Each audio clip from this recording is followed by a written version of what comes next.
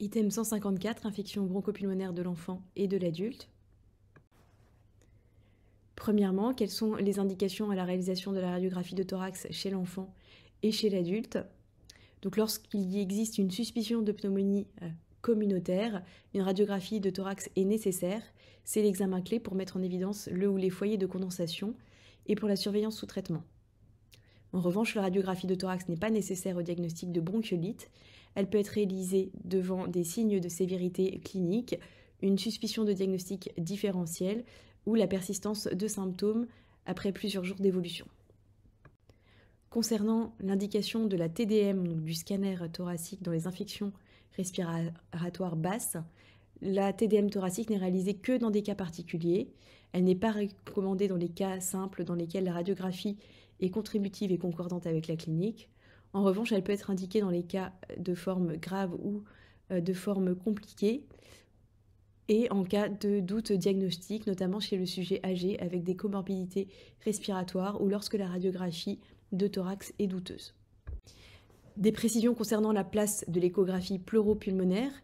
Cette échographie pleuropulmonaire n'est réalisée que dans des cas particuliers. Chez l'adulte, elle est utilisée essentiellement pour guider la ponction d'un épanchement pleural compliquant une pneumopathie.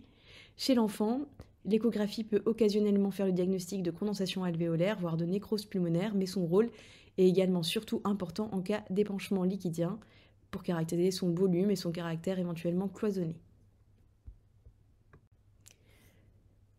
Quelle est la sémiologie de la pneumonie franche lobe aiguë en radiographie thoracique?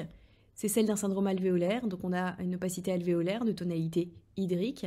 Le comblement alvéolaire est secondaire à la pneumopathie. Ce syndrome alvéolaire est volontiers systématisé à un lobe, à un poumon, à un ou plusieurs segments.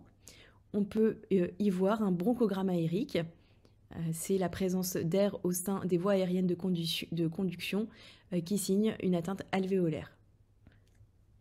L'opacité pulmonaire ne refoule pas les structures médiastinales comme le ferait un épanchement pleural de grande abondance. Un exemple avec cette première radiographie de thorax de face réalisée chez un patient présentant une toux fébrile. Elle montre une opacité alvéolaire du lobe supérieur droit, donc avec un bronchogramme aérique qui est montré par cette petite flèche fine. La limite inférieure de cette opacité alvéolaire est très nette, c'est une limite scissurale. Elle correspond à la petite scissure entre le lobe supérieur droit et le lobe moyen. Cette limite inférieure nette définit le caractère systématisé de l'opacité alvéolaire.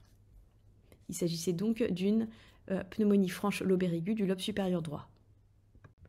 Le scanner thoracique, réalisé à quelques heures d'intervalle avec la radiographie, montre effectivement un syndrome alvéolaire étendu dans le lobe supérieur droit, avec également le bronchogramme aérique, donc la persistance d'air au sein des voies aériennes qui contraste avec le comblement du parenchyme pulmonaire adjacent. La localisation de la pneumonie est possible sur la radiographie de thorax de face lorsque l'opacité parenchymateuse vient effacer l'un des 5 arcs du médiastin grâce au signe de la silhouette. Le signe de la silhouette nous dit que si deux structures de densité hydrique viennent à effacer leurs interfaces, alors ces deux structures se situent dans le même plan. La plupart des arcs du médiastin qui nous servent de repère sont antérieurs. Il s'agit de l'arc supérieur droit, correspondant au bord latéral de la veine cave supérieure, à l'arc inférieur droit, qui correspond au bord latéral de l'atrium droit. L'arc moyen gauche, c'est le tronc de l'artère pulmonaire, et l'arc inférieur gauche, c'est le ventricule gauche.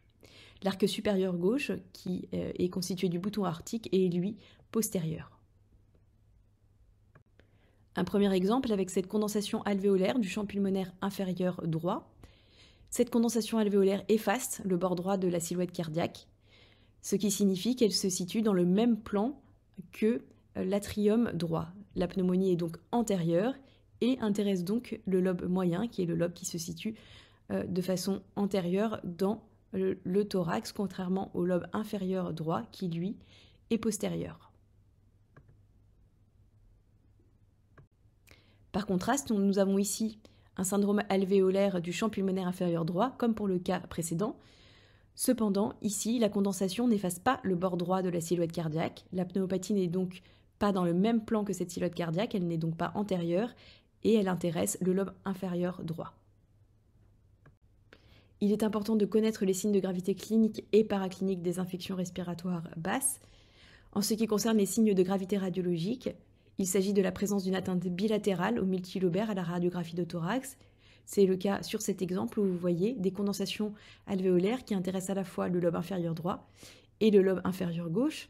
On sait que ces condensations intéressent les lobes inférieurs car elles n'effacent pas la silhouette cardiaque.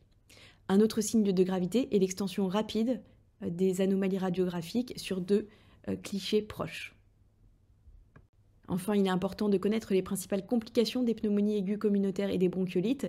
Ces complications sont loco-régionales, soit pleurales, soit pulmonaires. Les complications pleurales consistent en des épanchements parapneumoniques non compliqués, qu'on appelle épanchements réactionnels, ou alors dans des épanchements parapneumoniques compliqués, qui sont les pleurésies purulentes ou l'empyème pleural.